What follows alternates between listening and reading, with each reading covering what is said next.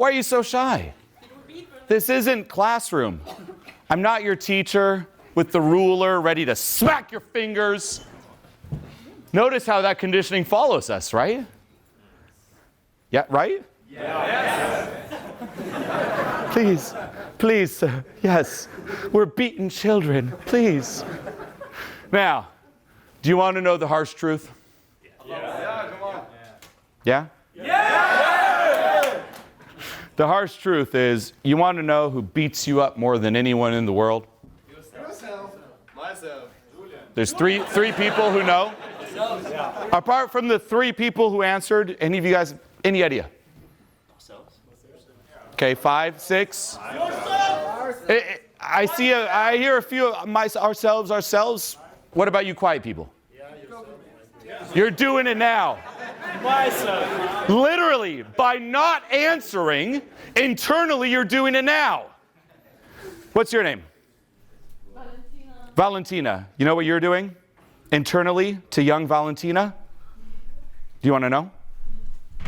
Let me just ask you, who abuses you the most? Myself. Okay, so now you said it. You didn't say before, which means internally, what are you saying to younger Valentina? Shut up!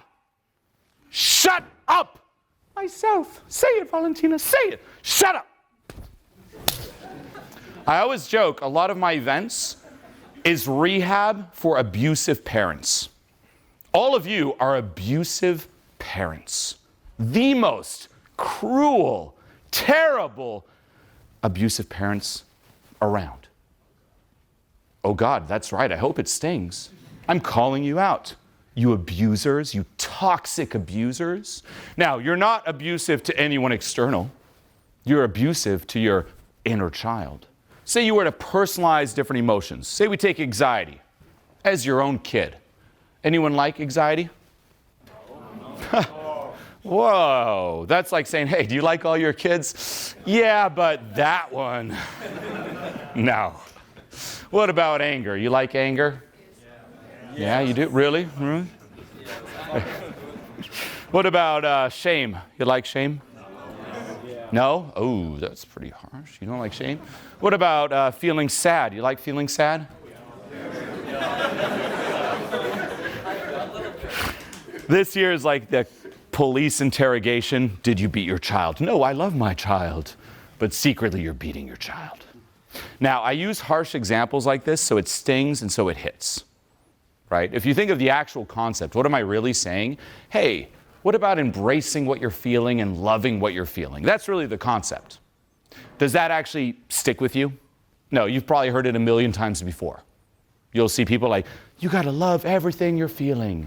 You'll see an old guru in India, you got to love everything you're feeling. You're like, okay. Everyone hears that. Does it actually click? No. You listen to it, and the next time you just put your phone down, and right after that, you start self-attacking. Here, I love taking just very extreme, visceral examples that are even shocking, that are even a little bit unsettling, so that you don't forget them. Because that's really what's going on. If you think of everything that is you, all of your emotions, your emotional guidance system, if you will, that's how it works, right? You have this emotional guidance system, which sends you different emotions depending on what's going on. If someone were to walk up to you and pull out a gun, what are you going to experience? Fear. I hope so, right? Now, what do? We label fear as bad. But it's pretty useful if someone pulls out a gun, no? People are like, no fear. You must be fearless. Buy my fearless course. So I'm going to meditate the bullets away. No. Is fear good if someone pulls out a gun? Yes or no? Yes. Yeah. If there's a threat, is it good? Yeah. What about if someone crosses a boundary? You're walking down the street, say someone walks up to you and says, ugh, and spits on you. Anger. What are you going to experience?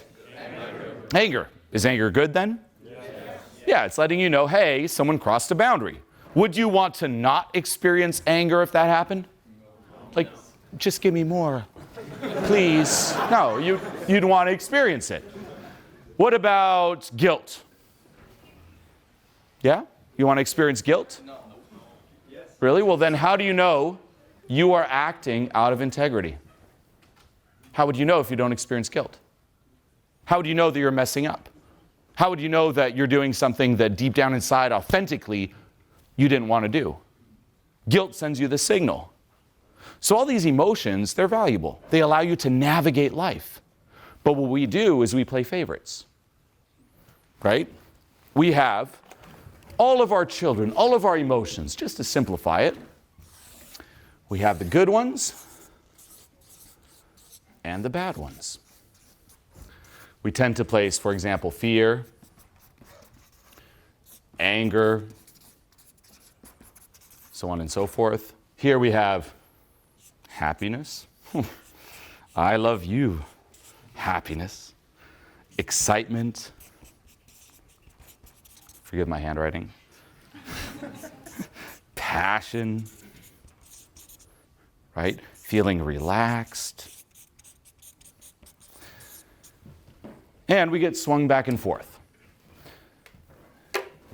You feel any of these, you're like, yes. Feel some of those? No.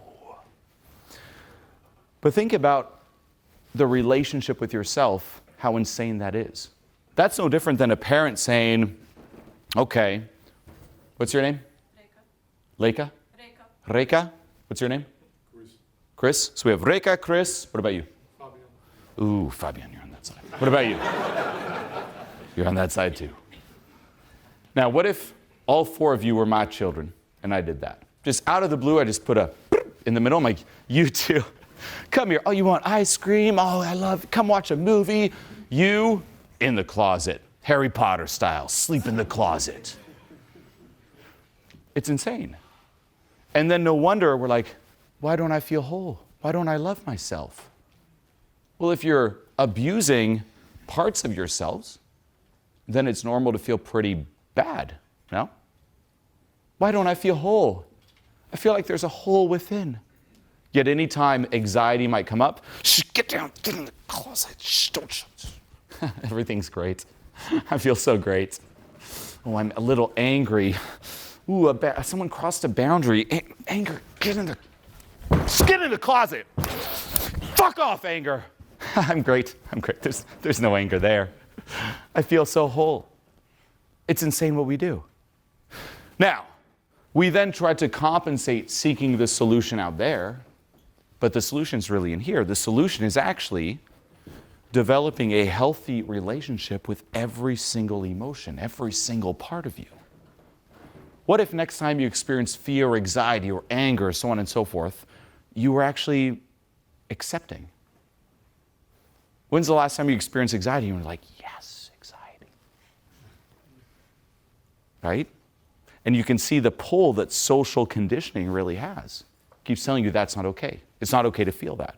It's not okay to be that. It's not okay to think that. We do it with thoughts too. What if it was okay? I always put people in this perspective where, say you were born in an alternate universe where anxiety was celebrated, where it was the goal. All of you here, say you came to this seminar to learn how to be more anxious. Say that was your biggest problem. You're like, I'm just not anxious enough.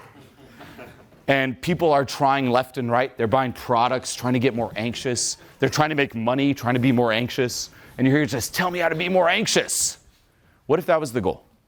What would happen if you experienced some anxiety? Instead of, oh no, you'd be like, oh, yes. And your relationship would change completely. And it wouldn't have such a powerful, heavy hold on you. And that's the problem. The problem is never the thing, it's your relationship with that thing. This goes back to Buddhism, by the way. No attachment, no aversion. You experience all this. The problem is you're attached to only experiencing these and you resist these, and that creates suffering. If you actually embraced and welcomed whatever you're feeling, you'd be fine. The problem is you feel bad, quote unquote bad, and then you feel bad about feeling bad, and you feel bad about feeling bad about feeling bad, and it just self-amplifies. So understanding this first model here, what if you started approaching the relationship with you that way? Whatever you're feeling right now, what if you were to truly embrace it as your own child, screaming for help? Here's anxiety you've been banishing. Please welcome me back. Please. And you would actually embrace it and love it. Your insecurities, the same thing. Even personalizing younger you. What if you stopped abusing younger you and said, hey, I welcome you back. I choose to welcome you back. And this is the foundation of core confidence, by the way. It's not through compensating. Compensating, if you're abusing yourself internally and then trying to compensate through money, looks, so on and so forth, success, friends, social media, look at me, it'll never fix what's going on inside. Then you're just an abusive parent who has a perfect front. You're that parent who goes to parties with neighbors and puts on the smile. Everything's great at home. Our kids love us, and we love our kids. And people pretend. Well, do you? Do you love yourself? And here's a little test. Think of the younger version of you that might have messed everything up. Think about it. There's always one version that surfaces. Think of your life. Your biggest regret. If only I didn't do that. If only I did that. If only I didn't say that. If only I said that. My life would be so different. What's that younger you that you've been hating the most? Think about it. Do you know? Do you know? Mm-hmm. When I was younger, I didn't have a good relationship with my mother, as I was a bit manipulated by my dad to think that she's a bad person, Mm-hmm. and that wasn't the reality. And then she passed away when I was quite young, 11, and I've been beating myself up for not being the good kid over there and having like a fake reality of her. And that's, I think, my biggest regret as a kid. Do you still think about it regularly? I tell myself no, but I do, at least once a week or so. What about you? Me. You can hold this. I can't think of anything specific, really. Really? Why do you hate yourself? I wouldn't say I hate myself, but I would say I could be like a way better version than I am right now. That's hate. It's funny how the mind always tries to downplay it. Like, I really don't hate myself, but I could be way better than this. It doesn't mean you are a bad person if you acknowledge that you made mistakes or didn't do things the best you could. The more you are open with just letting your ego take the hit, and it is somewhat painful. I've said for years, develop a perverted pleasure in the pain. Now, there's different kinds of pain.